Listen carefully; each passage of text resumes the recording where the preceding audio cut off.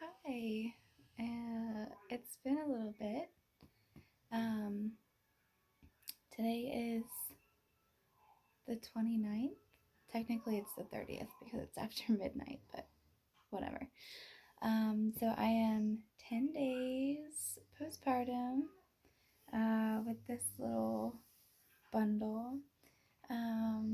So I wanted to share a little bit about our hospital and our birth experience.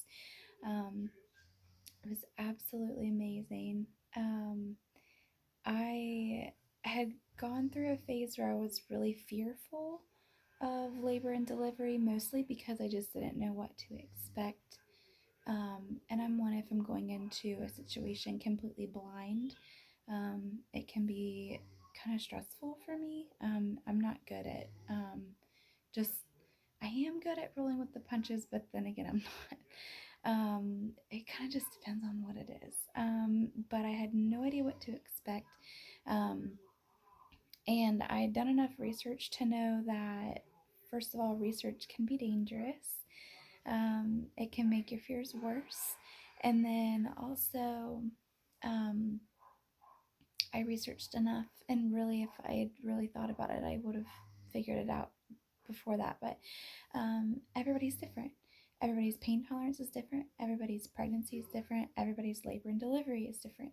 And so I I realized I needed to stop researching and just trust my body to do what it's meant to do, and to trust my doctor and my team of nurses to do what's needed um, throughout the process. And so, what happened was we ended up being scheduled for induction for Wednesday the 18th, and they was actually making me 35, no, oh my gosh, not 35, 39 weeks and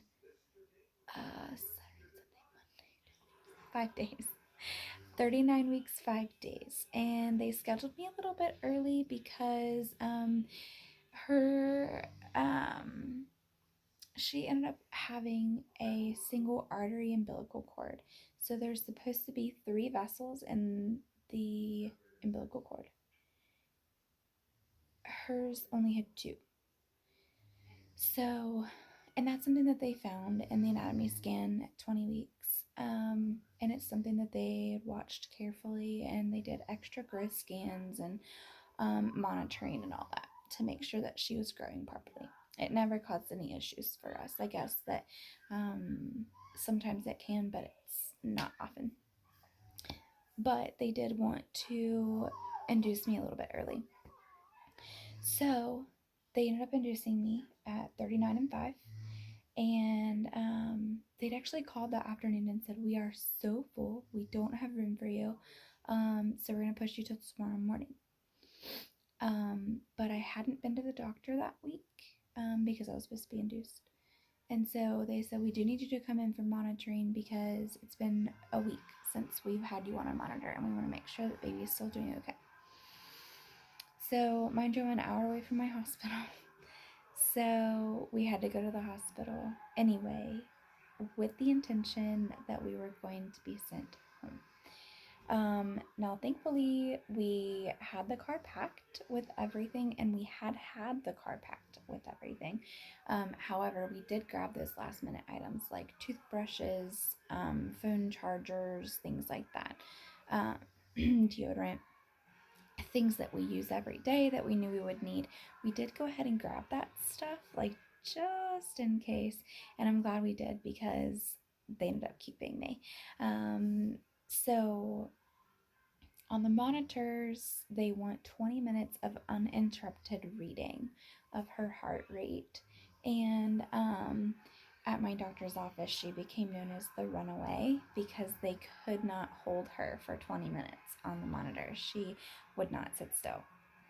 So, and that rang true when they were trying to monitor me in triage. And the house doctor was like, "We really want that 20 minutes. We're going to keep you a little bit longer." And I was like, "Okay." And sure enough, she wouldn't allow it. And so After 3.5 hours for a test that's supposed to take 30 minutes, after 3.5 hours, one of the doctors from my group, she wasn't my established physician, but she's one of the other doctors in my the same office. She was the one that was on call. They did call her over from the office, and she came in and looked at everything, and she said, "Listen, the readings that we do have look good. However, we're going to go ahead and keep you. Um, we don't want to take a chance of sending you home an hour away and that artery causing problems." So they ended up keeping me anyway. She said, "We'll keep you till tomorrow. If we have time to induce you tonight, we will. If not, it'll be in the morning. And you can just hang out." And I was like, "All right, cool." So they moved us to a delivery room and got me all hooked up. I had amazing nurses every single shift. I had an amazing nurse. They were so good. And each one was perfect for the phase I was in. Um, like the first nurse I had, her name was Jera, and she was really good about and very patient with my never ending questions. Because I'd researched stuff enough to not I mean, obviously, I don't know everything or how it all works, but I familiarized myself with a lot of the things that they were talking about because they did induce me with a Foley bulb. So I researched that to find out what it was, how it worked, and so when they came in and talked about it, they were like, "Have you heard of this?" I'm like, "Yeah, they mentioned it." So I looked it up, and she's like, "Okay," and explained again how it worked, and so she was great. I had so many questions, and probably some questions that the normal person doesn't ask about processes or just her experiences as an L&D nurse. And so she was amazing. And then I also had her when they put my epidural in. They put the Foley bulb in at 9:30 on Wednesday night. And then they say that can take up to 12 hours. It's supposed to cause you to dilate, and it will fall out. They say fall out. It will come out when you're 4 to 5, I think, 3 to 4, 3 to 5, somewhere in there, centimeters dilated. Um, so mine came out, I was 5 centimeters. That was at 4 a.m. on Thursday. And then from then, they were just waiting for my body to start progressing on its own. So they checked me again about 5, 6 a.m., 5:30, and I was still only 5 centimeters. Wasn't progressing on my own. So they said, "You have the option to get your epidural now, since you're 5 centimeters." And I opted for that. I had hoped going in that I wouldn't need it. I said, and I had always said that along the way, that I would like to try without it, but I'm not against it if things get a little crazy. So, what ended up happening is that because I was there, came in at night, they induced me at 9:30. I was up to 5 centimeters by 4. This was, early morning on Thursday.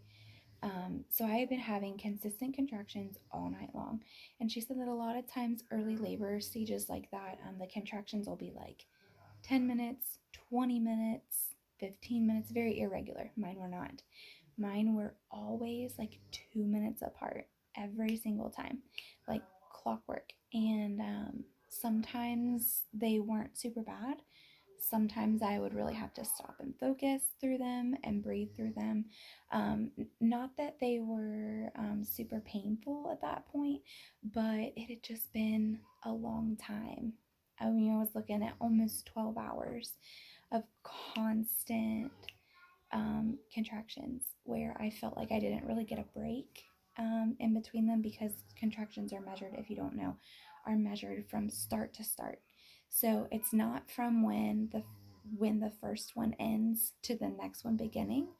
It's when the first one starts to the next one starts. So if you have a contraction that's a minute and a half long, or no, let's if you have a contraction that's a minute and a half long, which is a long time for a contraction, I found out. If you have a contraction for a minute and a half and your contractions are 2 minutes apart, you only get 30 seconds to breathe before the next one starts. And so after 12 hours of that consistency, I was really tired, and it was overnight. And so I didn't sleep. They were strong enough that I couldn't sleep.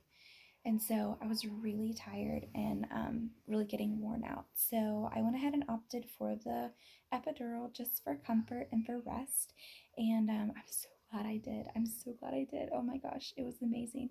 I was really nervous because, of course, like anybody else, I had heard some pretty terrible things about the epidural and the process, and like the needle. That's the longest needle I've ever seen. It was amazing. Oh, it was amazing. I seriously, it was amazing. I had the best time. I really did. Like, that sounds so strange. Like, I had the best time having a baby. Like, I really did. Um, it was so great. And so that was another way that my nurse Jera came in clutch, was answering all my questions about the epidural and the process and everything. She reassured me that the girl that was there doing them that day was very experienced, very educated. Um, I can't remember that they're not anesthesiologists. I can't remember like their titles, but they're very educated, very trained in what they do. That's the only thing they do is epidurals for giving birth. It's all they do, and they're very good at it. And so it took them about 2 hours to get to me. There's another girl on the floor that had twins by C-section, so they were in the OR for a couple hours before they were able to get to me.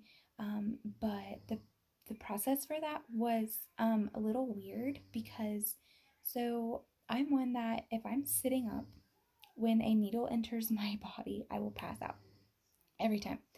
And so I was nervous about that. I'm like, well, what if I pass out? Because I know you have to sit up to have them put that in your back. And she's like, well, she said, technically, it's not an IV.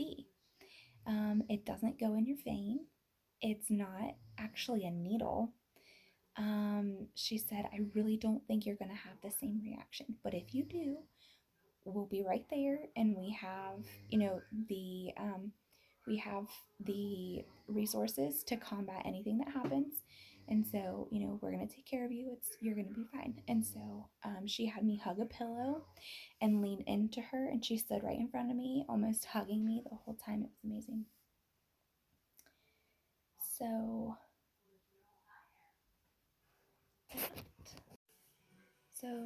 that was at 7 a.m.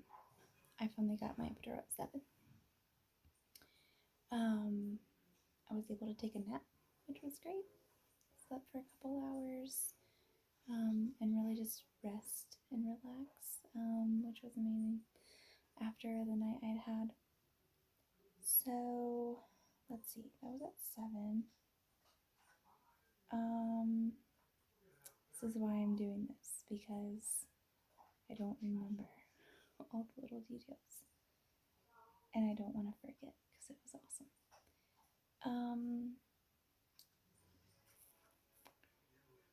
Trying to remember.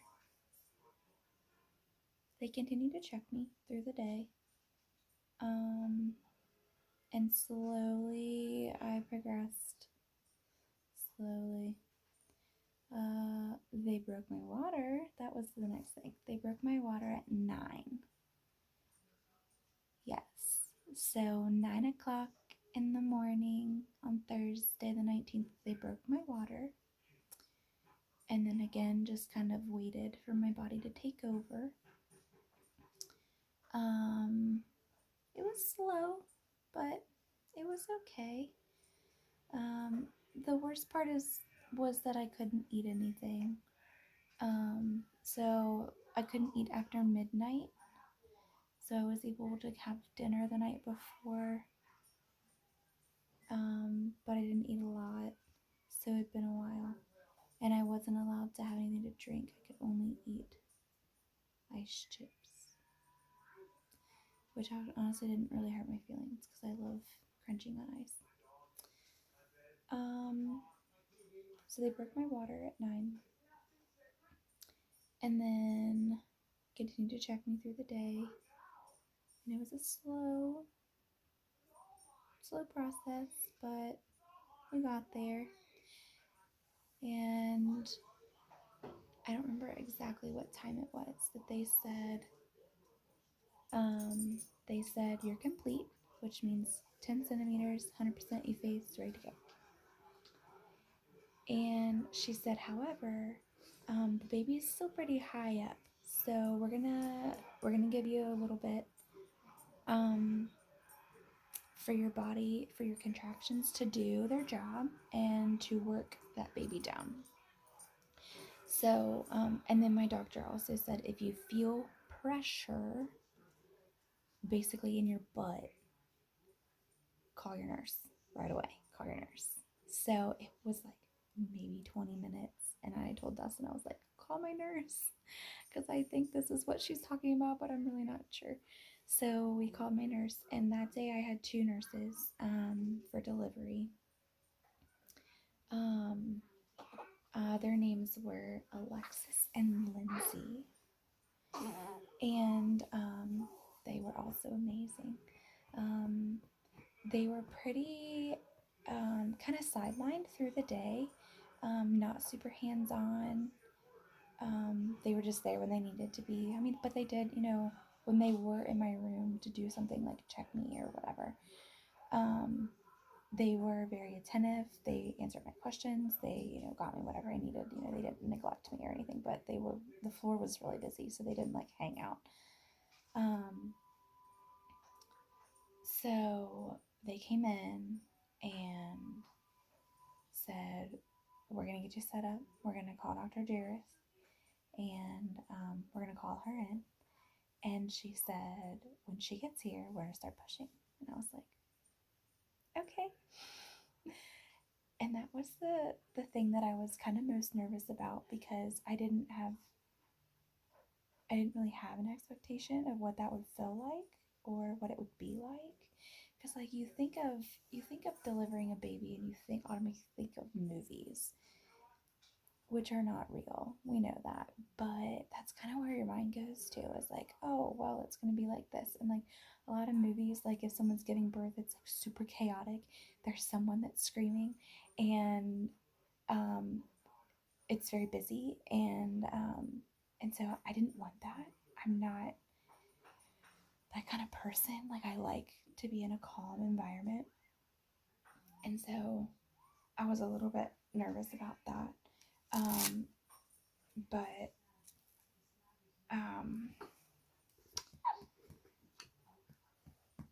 But so they called the doctor in, and she was explaining like, okay, so this is what we're going to do. We're going to we're going to tell you when you're having a contraction, because I couldn't tell. Although that late in the game, I kind of could tell. Like I could tell that like the top of my belly would get super like tight, but not in a painful way. I just noticed that it was really tight, and I could tell that it was the start of one, or that I was having one. I couldn't tell when they actually started.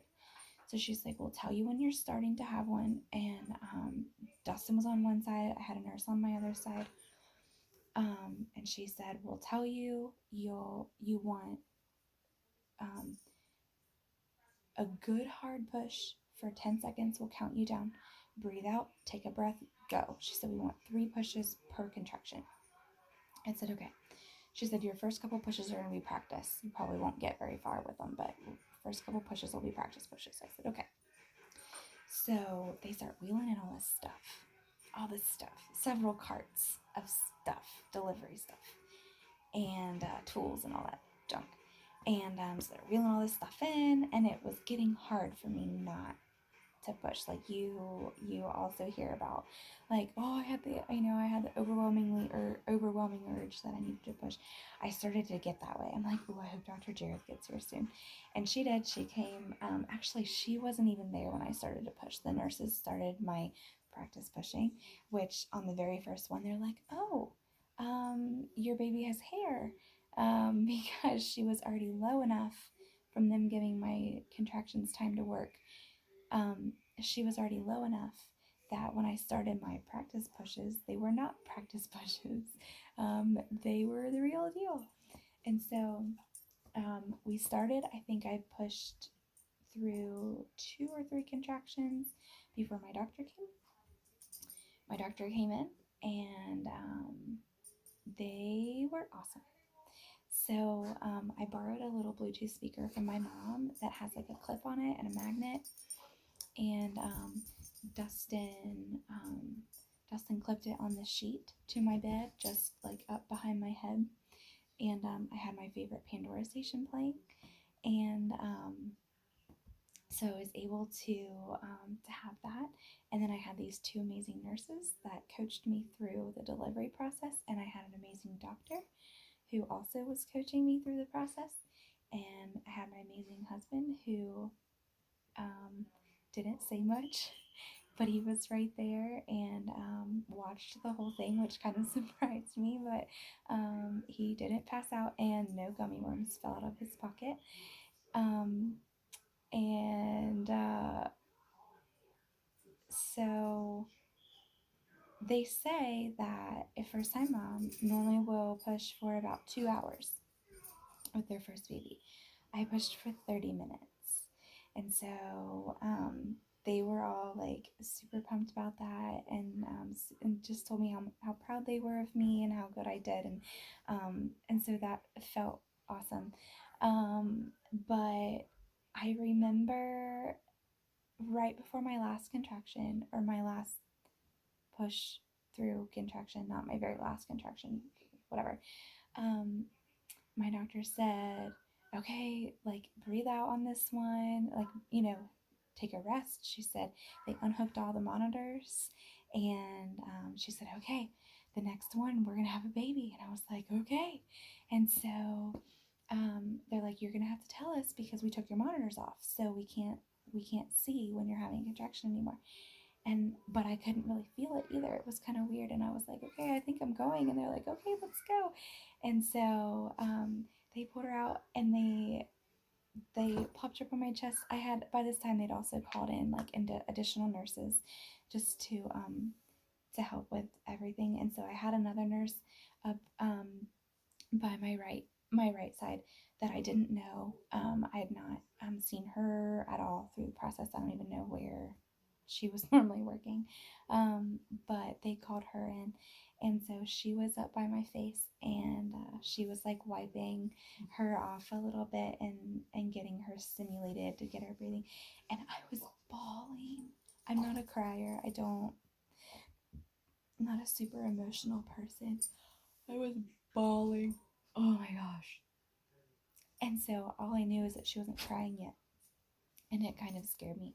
And I said, is she okay? And they were all like, yeah, she's perfect. She's perfect. And then they were like using the bulb to suction out her mouth so that she could breathe. And we got her all cleaned out. She started to cry, and I was crying, and Dustin was crying, and it was amazing. I cried for a long time. One of my nurses finally said, listen, you're gonna have to stop crying, or we're gonna start crying. But they knew me for 24 hours or a little less, so they didn't know our story. That we've been married 6 years, and this is something that we had wanted since about a year or two into our marriage, and and that it had been a little bit difficult. We didn't have to go through treatment or anything to get pregnant, but it was a little difficult, and I've had some hormone issues and issues with birth control, and it's just kind of been a roller coaster. But so with them not knowing our story and our journey to that moment, they just didn't quite understand. Um, they didn't really understand that feeling, you know. So, um, so they left her on my chest for 2 hours before they took her to weigh her and measure her, clean her up a little bit. They wait 24 hours, 12 to 24 hours before they, sorry, before they bathe them, to let all that stuff soak into their skin. So that 2 hours flew by. It seriously felt like 20 minutes. It was crazy. Um, so I held her for 2 hours, and then they took her to measure her, put some clothes on her and all that. Recovery has been interesting. So they obviously turned my epidural off, because I didn't need it anymore. And they said, when your legs come back, we'll get you up to go to the bathroom. And the amount of time that takes, is different for everybody. She said, but if it takes too long, then we'll have to straight cath you again. And I was like, whoa. Because they'd straight cath me several times through the day when I had my epidural because I couldn't get up to go to the bathroom. But that wasn't a big deal because I had an epidural and I couldn't feel anything and I didn't care. But now that I didn't have an epidural, I was like, I'm not interested in that. So I was like desperate to get up. I'm like, I need to get up. I need to get up. I need to get up. And but my legs were still really heavy. And I asked them, like, is there anything I can do to help it go faster? Like, can I, like, does moving my legs help? Like, does more water help? Like, does anything help? And they were like, not really. It just has to run its course. So I was so afraid they were going to come in and be like, okay, so we're going to have to cath you because your legs aren't back yet. But they didn't. I called them in maybe a little prematurely. And I was like, I think I want to try to get up. I'm not 100% that I can walk, but I do want to try. So a couple nurses come in, and and she tested me. She's like, can you like hold your leg out straight and lift it up, lift your heel off the bed? And one of my legs I could, the other one was still heavy. She's like, okay, let's wait a little bit. So we waited a little bit, and then they came in and they were like, okay, we're gonna get you up. I said, okay. So a couple nurses, one under each arm. I was worried my legs were not going to hold me. I got to the bathroom and they were walking me through like how to, which this sounds so silly that I had to be told how to go to the bathroom, but you have to think I was still partially numb a little bit. Also, I have had stitches to care for, and so they were walking me through like how to care for that and like being careful and whatever. So I got to the bathroom and I got real lightheaded. Room started to spin. I could feel like my vision starting to really like dial in, if you know what I mean. Like, and I was like, I'm lightheaded, and my nurse was out in my room because after you're able to get up, they come in and they change all of your bed stuff. They clean the floor.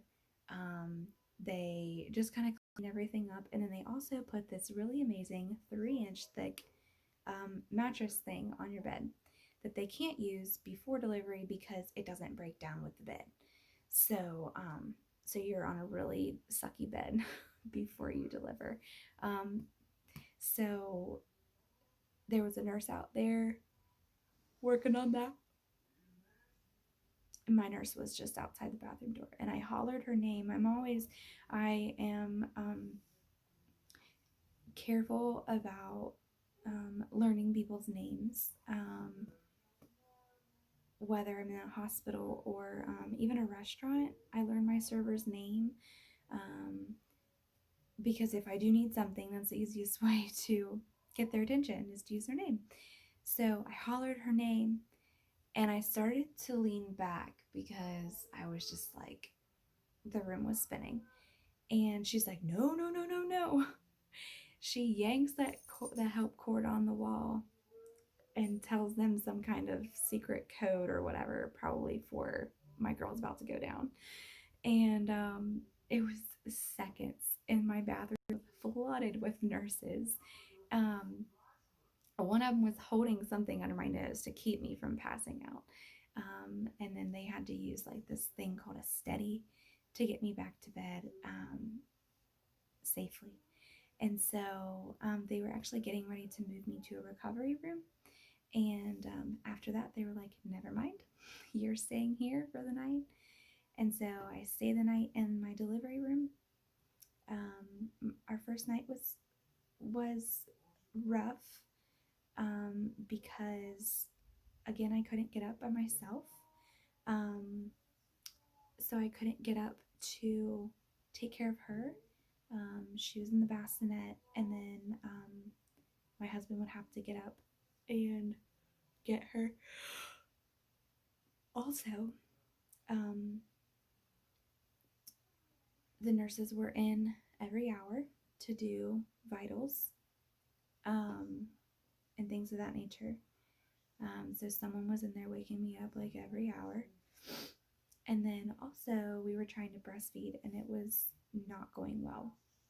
And so, along with being woken up with vitals, I'm super tired because I had been up all night the night before. I only had like a 2 hour nap that morning. Then I had a baby, which tends to drain your energy a bit. Then I was also not getting any rest at all, and trying to breastfeed. And so um, I remember my nurse coming in the wee hours of Friday morning, and I just was crying. I said, I'm so tired. And she said, on normal circumstances, there would be someone to be able to come. Oh, I'm sorry. Someone that would be able to come hold her so you could catch just a little bit of sleep. But she said, we're so busy, we just don't have the extra hands. And I said, that's okay, I understand. Um, After shift change that day at 7, I had a new nurse, which I actually had her in triage on Wednesday night. She was my triage nurse, and so a familiar face was nice. And she remembered me when she came in. She was like, "You have a baby," and I was like, "Yeah." Like I was so tired, and so she said, "Listen," she's like, "I don't remember what we were doing." Vitals, medicines, all that stuff. She said, when we're done here, wake him up. Dustin was sleeping. She said, wake him up so you can get some sleep. I said, well, the thing is, he just went to sleep like 10, 20 minutes ago. I said, you want to let him sleep as much as he can, because if he's well rested, then that gives me a chance to rest. So she said, well, we're going to move you to a new room. She's like, get your stuff ready. Call me when you're ready. So I woke him up. We got our stuff together, and they moved us to a new room. And that room had 2 beds, so Dustin could have a bed, which was really nice for him because the poor little pull out thing he was sleeping on wasn't the best. But being in the room we were also like what they call the back hallway. So I don't know if they're older rooms maybe or something, but I kind of felt like we were like on the back side of nowhere. So we didn't see people very often. Well, I say that, but between doctors, because we had, let's see, we saw 3 different pediatricians. One I think was like a student, because she came in and did a little exam, and then she came back with a pediatrician, and then the pediatrician did a little exam, and then we saw another pediatrician the day that we were discharged. We saw I can't even tell you how many lactation nurses I saw. So many lactation nurses because we were having so many problems breastfeeding. And so we saw a lactation nurse at least twice a day, at least. And then there was a couple times that well, one time in particular that I was so frustrated and I was crying, and I asked him to call the lactation nurse mainly because I was so frustrated and I just didn't know what to do. Um, and so we saw them a lot, and then vitals every however long hour or whatever, all that stuff. But overall, everything went really well. One of my lactation nurses, which happened to be the one that was there when Piper was born, and same nurse was there when we were discharged. So it was really nice for her to be able to see where we started and then where we were after 2 days being in the hospital, and kind of help build a plan for going home. Um, and we're really good friends with her and her husband. And so it was really nice for, again, a familiar face, someone that I trusted. Not that I don't trust nurses, but just to have someone that you know personally, and that you know is going to take the absolute best care of you that they can, was super nice. And then, so we went home, and my mom was here. We went home on her birthday, which was my original due date. So we came home on my mom's birthday, and my mom was already here at the house waiting for us, and she was able to. She held Piper for a while we took a much needed and earned nap. Um, and so it's been wild. It's been so wild. Oh, sorry. I should be sleeping, but if I put her down, she'll wake up. So, yay! So much fun. She is though. We're so grateful. We're so thankful for this process and how smooth it went. Gosh, we prayed for months for our process, our delivery to be very smooth and very healthy, and it absolutely was. It was perfect, and everything went really well. My recovery has gone really well, for the most part. Physically, my recovery has gone really well. I have started to battle with some postpartum anxiety and depression. Anxiety more than depression, but the anxiety, at least um, I have there's a name for it. There's like a name with a face kind of thing. I know the things that I'm feeling and my struggles. I know what it is. I know where it's coming from now, which makes it a little bit easier to deal with. But I have an appointment with my OB on Tuesday. So I'm excited to see her, and to just catch her up, and I'm hopeful that she will point me in the right direction. But she also set me up with a counselor, and I have an appointment with my counselor in a couple weeks. So I look forward to that as well, because I know she'll be able to help me through some things. But overall, we're doing really well. Um, she's the sweetest. She's the sweetest. We love it. Um, I told Dustin tonight, I said, it's weird because I feel like it hasn't been very long, which really it hasn't. She's 10 days old. But I said, on the other hand, it feels like, and at the exact same time, we both said, it's been a really long time. Like, we've just had her. Like, she just fits so perfectly into our new sleep deprived lives. So, yeah, we're very tired. We don't have a routine yet, which sometimes I think, what am I doing wrong? Why aren't we on a schedule? But then I think, she's 10 days old, and 2 of them were in the hospital. Well, 2.5. We're in the hospital. So we're like 8 days home. That's not bad. I mean, that's pretty good. So, um, We're in love with her. She's perfect. And she's doing really good. We have a pediatrician appointment tomorrow to make sure that she is gaining weight properly, which I'm sure she is because she's a little Miss Piggy. But everything's going really well. So just wanted to share our experience. It was so good. Um, it was so good. Oh gosh, I love it. I love it. I feel like my pregnancy was fairly easy. Um, it was difficult mentally at times, but um, and my recovery has proved to be the same way. Physically, it's been pretty easy, but it's been hard on my mind, and so and which is not something that I tend to be proud of, or that's really difficult for me. I would rather have physical ailments than a mental ailment. It's really difficult for me to process that and to accept the proper help. Um, but we're getting there. We're doing okay.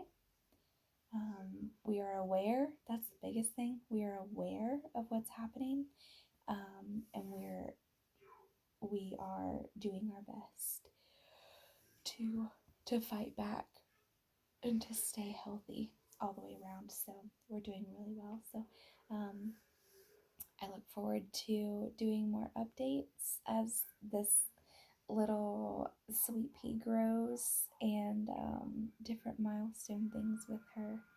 Um, so this is just the beginning, and I'm here for it.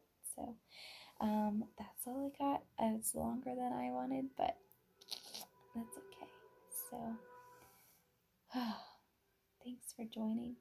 Um, I'll probably do an update later this week, or I might wait till after my counselor appointment and do more an update more focused on my anxiety and what that looks like for me, and then like the treatment that we've settled on to work through that. So because it's not talked about enough.